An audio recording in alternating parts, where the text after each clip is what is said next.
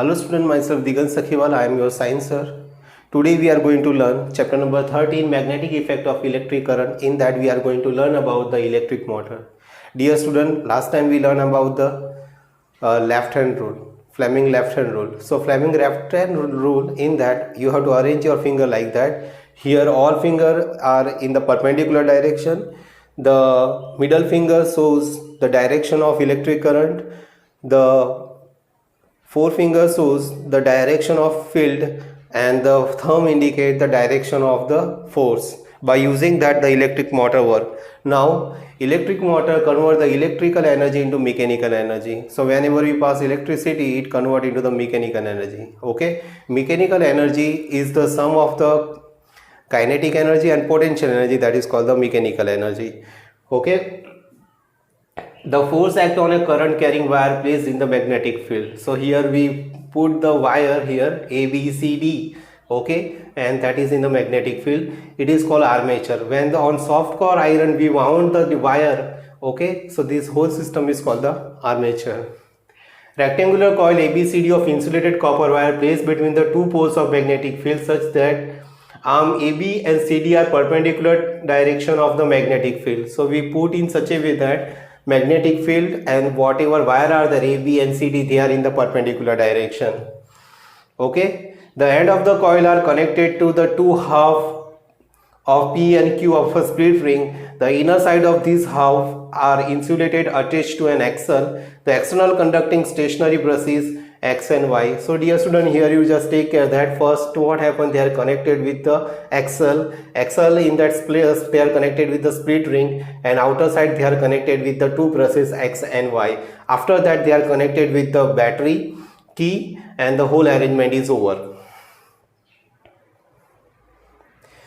According to Fleming left hand rule, AB is going in the downward direction while the force acting on arm CD pushes upward. Now very important dear student, we know Fleming left hand rule. Okay, now take care that we have to use this finger properly. It is called what? Forefinger in that bottom part we have to adjust on the north pole, and the top part we have to adjust on south pole. This finger, whatever we have, the middle finger are there, that we have to adjust in the direction of electric current. Now see the direction of the thumb, that indicate a direction of force. So AB is going in the downward direction. Okay, now what about CD? Again we will join in this direction, north pole, south pole. Electric current is coming outside here, so on CD the force is upward, acting on the upward direction. So AB is going in the downward direction and CD is going in the upward direction. A device that reverses the direction of flow of current through a circuit is called the commutator. The split ring acts as a commutator. So here PQ is the split ring, that is a commutator. Initially AB is connected with the positive terminal, but what happened, because of the rotation it is going that side or negative side. Okay, negative side. So because of the commutator the charge is become a different. Now CD is connected with the negative pole, so when because of the rotation it goes on the other side, at that time it is become a positive, that is because of what? Commutator. The reverse current also reverse the direction of force acting on two arms AB and CD. So now AB is pushed up and CD is pushed down. Now dear student, what happened, instead of CD now AB will come, and instead of AB CD will come. Okay, now what happened, here in this case the AB is going in downward direction, but when AB come here then it will go in the upward direction. Same way when CD come here, CD is going in the upward direction here, but when CD come here then it is going in the downward direction. So continuous rotation occur. Okay, the reverting current is related at each half rotation, giving rise to a continuous rotation of coil and the axle, and because of this reason continuous rotation occur, because of what? PQ split ring, it continuously change the charges.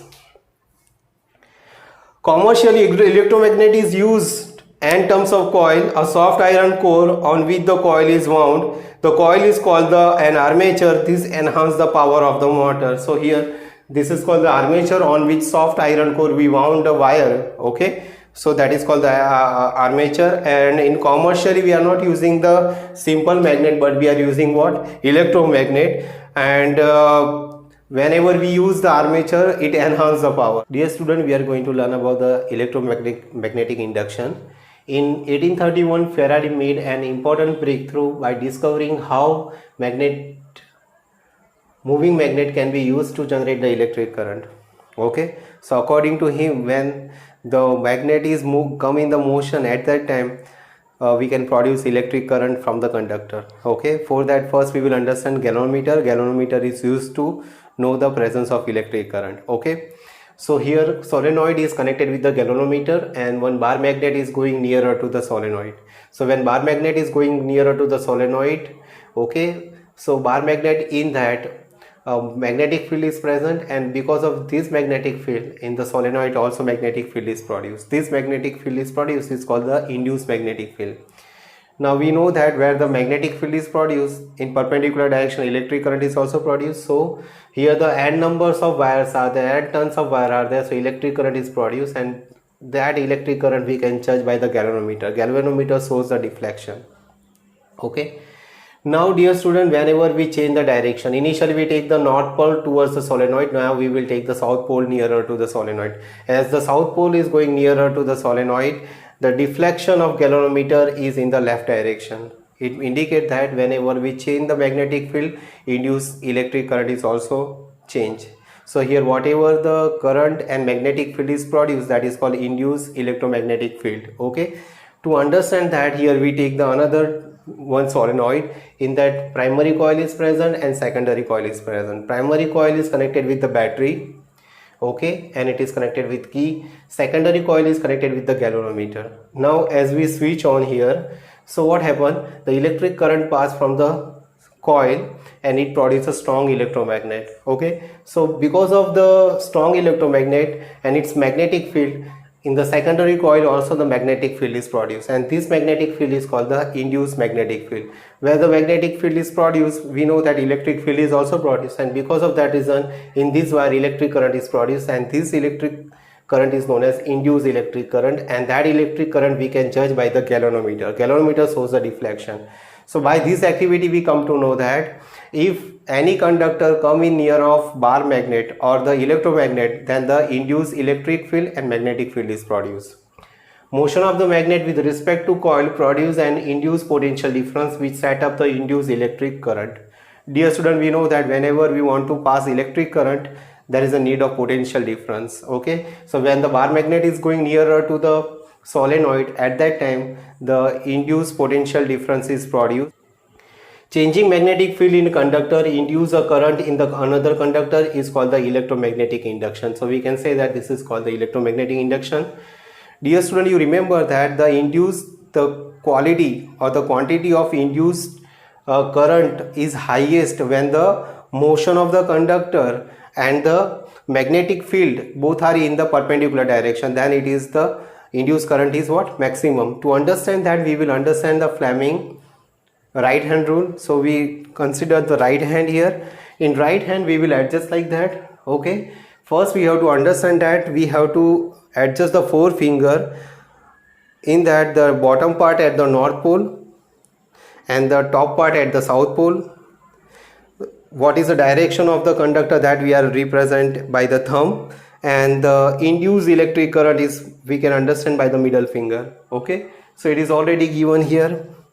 They are all in the perpendicular direction. Here it shows the motion, magnetic field and the induced current. Okay, the induced current is highest when the direction of the motion of the coil at the right angle to the magnetic field. If the forefinger indicates the direction of magnetic field and thumb show the direction of motion of conductor, middle finger show the direction of induced current. Okay, so this simple rule is called the Fleming right hand rule.